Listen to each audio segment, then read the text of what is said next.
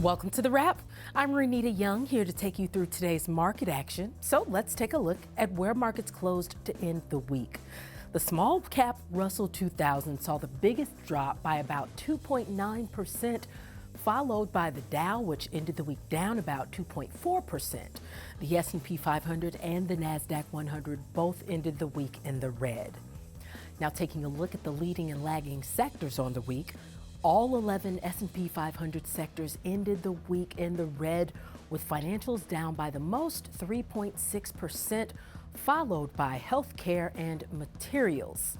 Looking at some stocks on the move for the week, Alphabet saw gains this week as Google hosted its Cloud Next conference in Las Vegas. The tech company shared several announcements, but the theme of the week was definitely AI, as the keynote involved the unveiling of new custom chips to be made in-house and platform-wide Gemini integration. The stock closed up more than 3% on the week.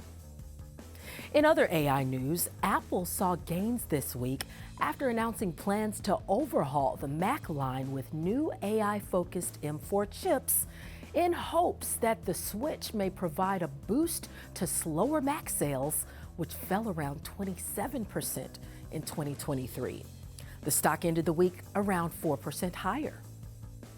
And finally, earnings season kicked off this week as we heard earnings reports from several banks, including JPMorgan, Citigroup, and Wells Fargo.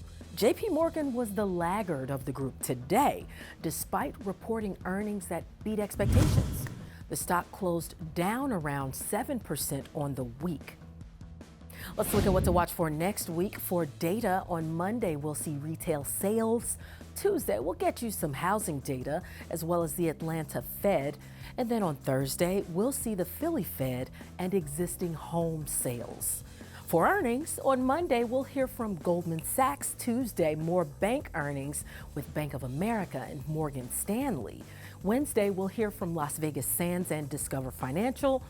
Thursday, we get reports from Taiwan Semiconductor and Netflix. And then finally on Friday, American Express and Procter & Gamble finish out the week. That'll do it for The Wrap. I'm Renita Young, and remember to tune in 24/7 to schwabnetwork.com. Have a great weekend.